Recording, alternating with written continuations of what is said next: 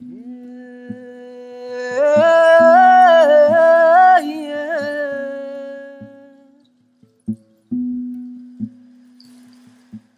yeah, yeah.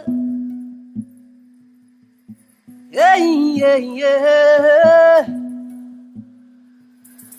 Yeah, yeah. Je m'appelle Kambale Moussavouli, je suis un jeune Congolais vivant aux États-Unis. Je travaille pour une organisation qui s'appelle Friends of the Congo, les Amis du Congo. Cette organisation est basée à Washington, D.C. Ce que nous faisons est que nous faisons pression au gouvernement américain par rapport à sa politique étrangère en Afrique, précisément au Congo et la région des Grands Lacs. Et à l'intérieur du pays, nous essayons de supporter les jeunes activistes, surtout ceux qui travaillent sur des projets d'éducation civique, au mouvement pour aider les Congolais à trouver leur citoyenneté et pouvoir changer la dynamique de ce qui se passe à l'intérieur du Congo.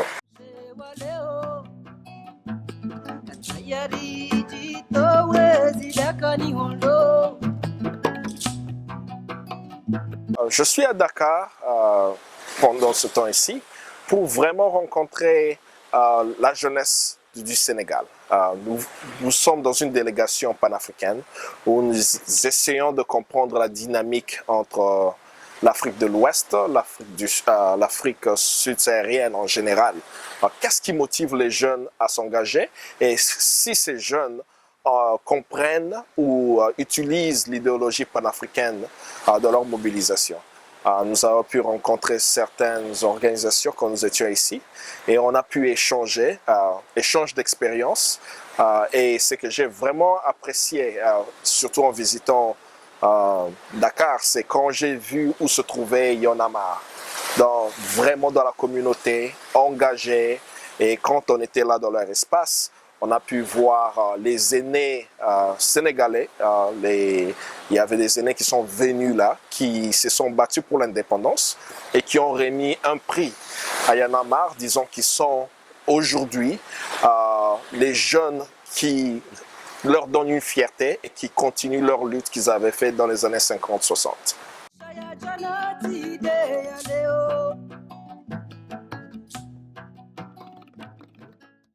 Ouais. Une chose surtout particulièrement pour moi, je voulais comprendre quelle est l'idéologie politique des mouvements de l'Afrique de l'Ouest, précisément ici au Sénégal et bien sûr au Burkina Faso quand on va y aller. Mais au Sénégal, je voulais savoir, quand on enlève Wade et qu'on a Macky Sall, est-ce qu'il y a une continuité dans la lutte? Est-ce que les gens pensent dans le changement de système? Où les réalités au Sénégal fait qu'il y a une autre façon de faire des choses. Je le dis en conséquence par rapport à ce qui se passe au Congo, où la dynamique du mouvement au Congo est similaire à un niveau avec ce qui se passe au Sénégal. Mais une des choses, selon mon observation que je vois, c'est le manque d'idéologie politique de ce que nous voulons faire. Et il y a un grand débat par rapport à cela. Alors, je me disais, en venant ici au Sénégal, je comprendrais mieux qu'est-ce qui a permis à cette jeunesse ici au Sénégal de se mobiliser. Certains indices que j'ai remarqués, c'est premièrement, les leaders du mouvement Y'en a marre étaient engagés avant le 23 juin. C'était des rappeurs, certains étaient des rappeurs qui avaient un réseau, journalistes qui ont des contacts, qui se sont mis ensemble et ils ont utilisé leur réseau pour mobiliser. Et ça, c'est une très grande différence que je vois aussi avec le mouvement au Congo qui sont visibles, qui n'ont pas le même genre de réseau. Deuxième que je vois qui est très intéressant, c'est les 10 commandements de Y'en a marre. Si appliqués, c'est vraiment génial de voir qu'ils ont inculqué dans leurs principes, dans le 10 commandements, comment est-ce que le mouvement doit se faire, comment est-ce que les jeunes qui veulent rejoindre le mouvement peuvent devenir membres en groupe de 25 minimum, 10 étant de femmes au minimum, et comment ils peuvent agir dans leur communauté. Donc ces idées-là étaient très intéressantes. Et une chose qui m'a touché, j'ai apprécié en parlant avec eux, ils disaient qu'ils sont des sankaristes, ils sont des lumumbistes. Mais c'était intéressant où quand on dit sankariste et lumumbiste, on ne connecte pas cela au marxisme. Où on parle d'Amilcar Cabral, on dit ça c'est totalement africain. Donc je vois, il y a ce désir de rendre africain notre libération dans les actions que ces jeunes font. Et j'ai beaucoup apprécié cela et j'espère que je pourrai partager l'expérience de cette visite avec les jeunes Congolais qui sont dans notre réseau.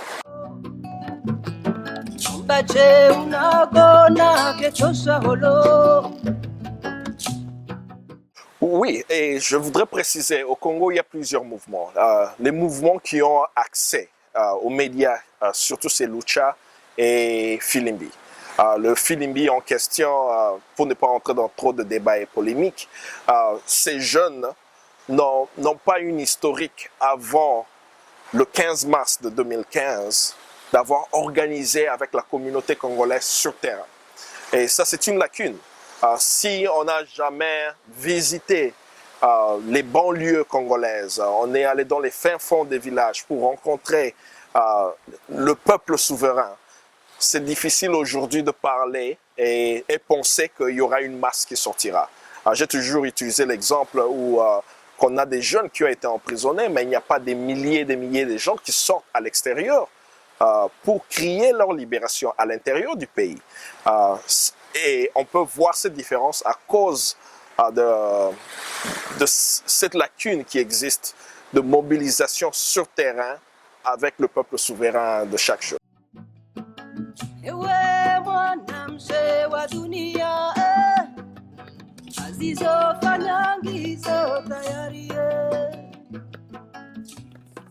Je pense que c'est important surtout pour les jeunes africains, parce que le cas du Congo est particulier, mais c'est aussi général de plusieurs pays africains. Le défi de l'Africain n'est pas seulement à l'intérieur du pays, c'est aussi à l'extérieur du pays, où certaines décisions qui affectent le Congolais aujourd'hui ou l'Africain sont décidées à Washington ou à Londres. J'utilise toujours l'exemple qu'il n'y a aucun président au Congo qui n'a pas été supporté par les États-Unis. Depuis qu'on a eu Kasavubu jusqu'à aujourd'hui, tout président qu'on a eu, les 4 présidents qu'on a eu au Congo ont été supportés par l'Occident.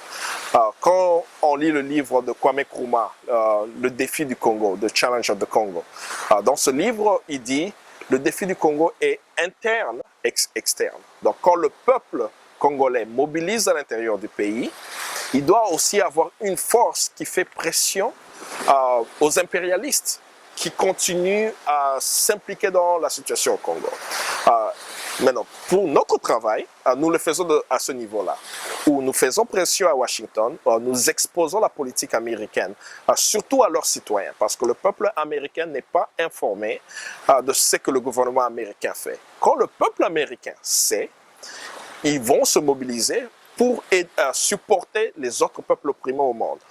Nous avons vu cela, surtout avec le mouvement pour arrêter l'apartheid en Afrique du Sud, où les Américains et bien sûr le peuple dans le monde ont été éduqués, informés sur ce qui se passe en Afrique du Sud et se sont engagés à faire pression à leur gouvernement de ne pas supporter le gouvernement de l'apartheid en Afrique du Sud. C'est de cette façon que nous voyons notre action à l'extérieur du pays.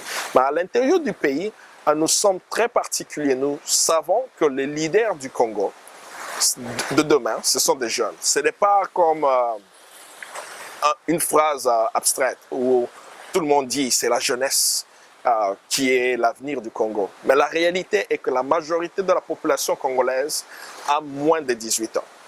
Et la majorité est féminine. Donc toute personne qui mobilise au Congo doit le faire à travers cette jeunesse qui est engagée. Nous avons vu cela quand en 2015, au mois de janvier, la jeunesse de Kinshasa a pu bloquer la ville pendant 2 semaines pour faire pression au gouvernement de ne pas faire passer une loi qui allait demander un census au Congo avant les élections présidentielles. Ça, c'est un exemple, une fois dans ma vie, où j'ai vu le pouvoir de la jeunesse congolaise et ce que cette jeunesse peut faire. cette jeunesse-là n'avait pas de nom. Ce n'était pas une jeunesse, disons, Filimbi, ce n'était pas une jeunesse, disons, Lucha, c'était la jeunesse congolaise qui s'est prise en charge en masse pour faire pression. Et nous voyons notre support en tant que Friends of the Congo, les Amis du Congo, c'est en supportant ces groupes de jeunes à l'intérieur du pays qui sont très clairs que nous ne voulons pas juste changer Kabila, nous voulons changer le système. Et être clair que quand nous parlons de changement, on ne pense pas seulement aux élections de 2016. On pense aussi à ceux qui sont là, en dehors de Kabila, qui sont au pouvoir au Parlement, ça fait des années. Qu'est-ce que tel parlementaire a fait dans les 5 ans qui viennent de passer, depuis les 4 ans pratiquement, qui viennent de passer depuis 2011? Ils sont au Parlement. Est-ce que c'est seulement Kabila qui est en train de glisser pour les élections, ou nous avons aussi des parlementaires qui glissent? Et quand nous voyons des jeunes à l'intérieur du pays qui font cela, nous les amenons un support. Pas toujours financièrement, mais aussi moralement et aussi avec l'information. Pourquoi c'est important? Il y a des réunions qui se font à Washington qui affectent directement les activités au Congo. Souvent, les jeunes ne savent pas que cela arrive.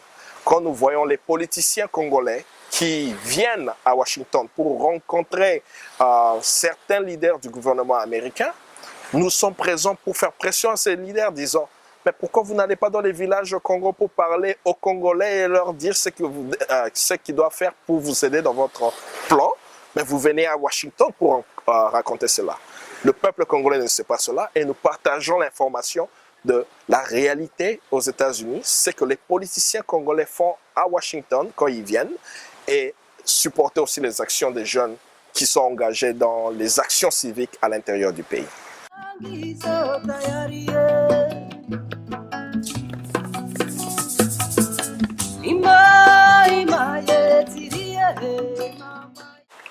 Pendant notre visite, la délégation a pu aller dans les pays anglophones et francophones. En tant que jeune Africain qui vient d'un pays francophone, je vois qu'il y a une très grande différence au niveau d'idéologie politique et au niveau d'information. Ça, c'est une observation personnelle. Je remarque que les pays anglophones sont plus avancés au niveau d'idéologie politique, où ils sont clairs dans leurs actions, pourquoi ils font certaines choses. Bien sûr, en Tanzanie, la Tanzanie a une grande histoire d'avoir eu une démocratie ou un système que le peuple tanzanien apprécie, qui est stable. Pendant des années, ils ont aidé d'autres pays africains aussi dans les mouvements de libération.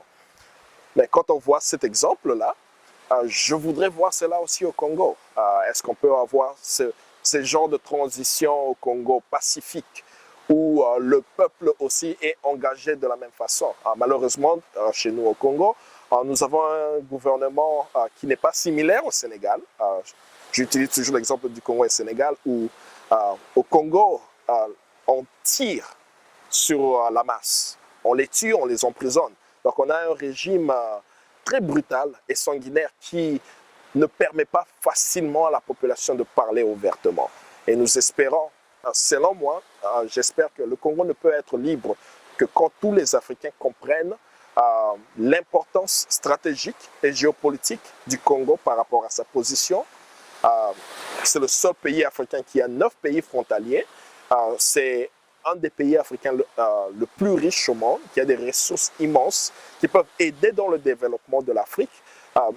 Mais comprendre cela pas comme phrase de professeur à l'école, à l'université, où on vous parle d'un pays qui est riche, de comprendre qu'il y a une raison pour laquelle, pendant des siècles, au centre de l'Afrique, le peuple qui se trouve dans ce territoire a eu une grande difficulté de se libérer. Et la libération du Congo doit être liée à la libération des pays africains. On ne peut pas regarder dans l'histoire que l'un des mouvements internationalistes devait venir du Cuba, devait venir d'un Argentin qui vivait au Cuba, Che Guevara, pour venir aider les Congolais.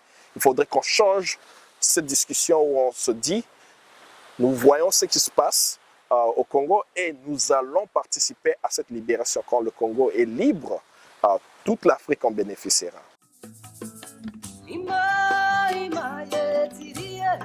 mama ye titoe gorini udafie zaki udafie zaki On peut dire la même chose aussi pour les États-Unis et d'autres pays dans le monde. L'engagement citoyen doit toujours exister. C'est à un autre niveau. Je vais utiliser l'exemple des États-Unis parce que c'est là où je vis aussi. J'ai pu voir pendant les primaires des démocrates un jeune homme que j'apprécie. Je l'appelle jeune homme parce que je crois son esprit est très jeune. Bernie Sanders, qui se dit que le système politique américain, que ce soit démocrate et républicain, doit changer complètement et que le peuple américain doit s'engager. J'ai pu voir 12 millions d'Américains qui ont supporté cette personne. Il y a des pays africains qui n'ont pas cette masse, mais ça m'a ouvert les yeux de dire que même aux États-Unis, nous avons nos défis. Il y a des défis dans ce pays où il y a toujours aussi des gens qui continuent à travailler pour avoir un système qui représente. C'est plus sophistiqué aux États-Unis de voir la misère du peuple américain. Mais les Américains souffrent.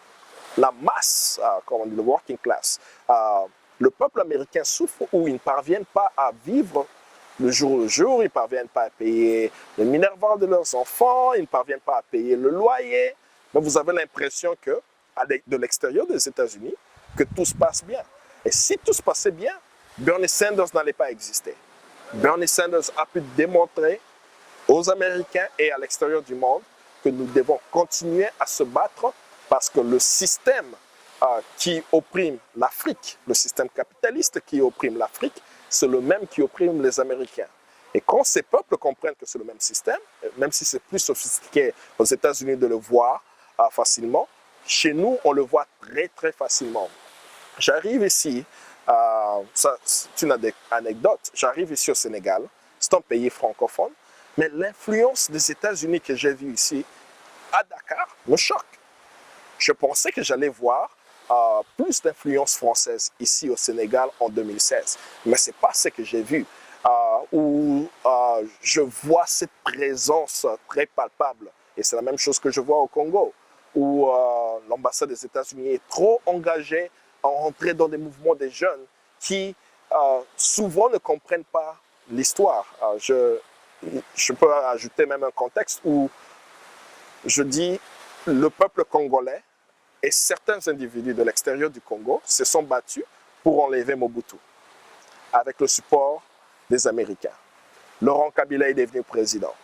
Ces gens-là pensaient que nous pouvons travailler avec les États-Unis pour enlever Kabila parce qu'à ce moment-là, stratégiquement, les intérêts américains étaient avec ce groupe des Congolais qui voulaient le changement contre Mobutu. Laurent Kabila devient président. Il y a un autre groupe qui apparaît, qui s'aligne encore avec les États-Unis, où on voit Joseph Kabila transcender, devenir président de la République. En 2011, quand tout le monde savait que les élections au Congo n'étaient pas libres et démocratiques, les Américains, les États-Unis, étaient le premier pays à reconnaître les élections de 2011, disant que Joseph Kabila est le président du Congo pour les 5 ans qui suivent. Et la date, c'était le 15 février 2012, que les Américains, le premier pays à reconnaître ces élections, c'était ce pays. Mais comment on explique qu'en 2016, le pays qui avait supporté les élections frauduleuses est engagé à supporter les jeunes Congolais, et non seulement cela, est en train de dire que Kabila doit respecter la Constitution, qu'il n'a pas respecté en 2016 en changeant la Constitution.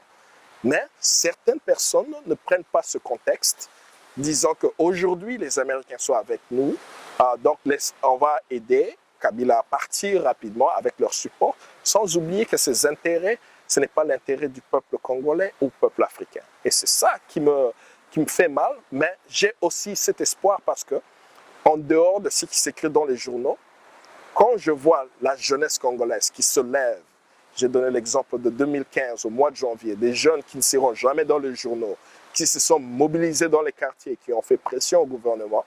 Quand il y a toujours cette jeunesse-là qui se bat à l'intérieur du Congo, je sais que le Congo sera libre. Et c'est un appel à tous les jeunes Africains, ou les Africains en général, de savoir que 2016, c'est une année très importante pour le Congo, mais c'est important que nous supportons les actions et relayons les actions des Congolais qui se battent pour se libérer de l'impérialisme qui existe et sévit chez nous depuis des siècles.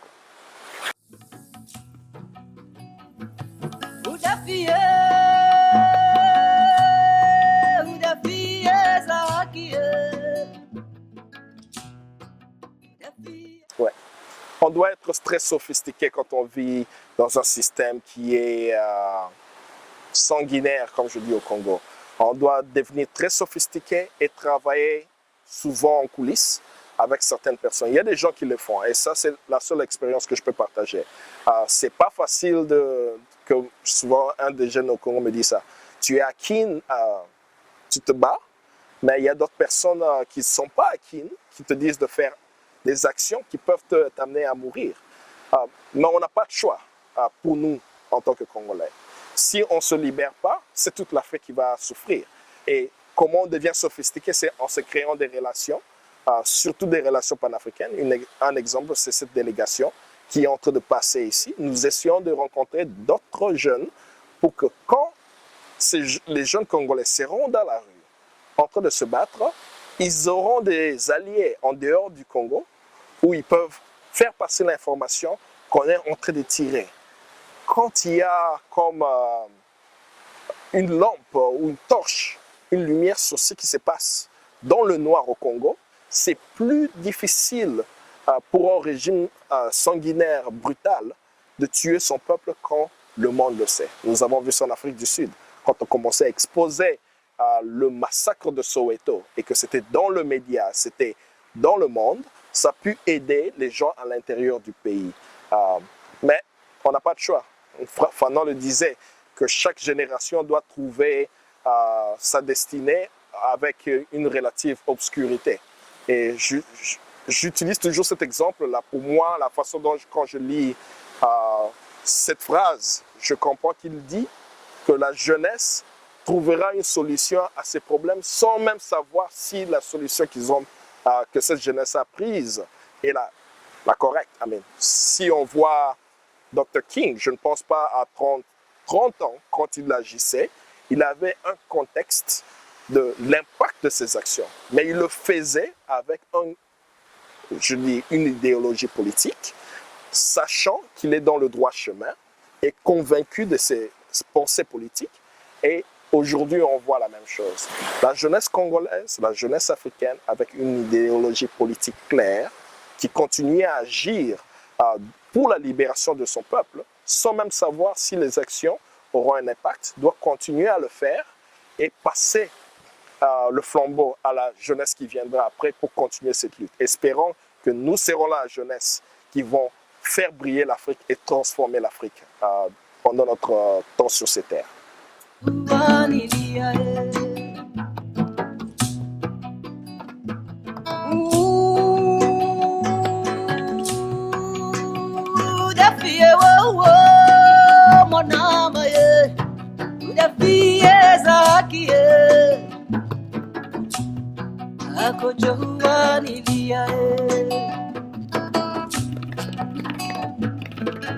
Ewe mlezi mbawa Mbache unagona ketosha holo Wesonga juwa ujizire Nawe nandazi za ubadilisho Ima yetirie mama ye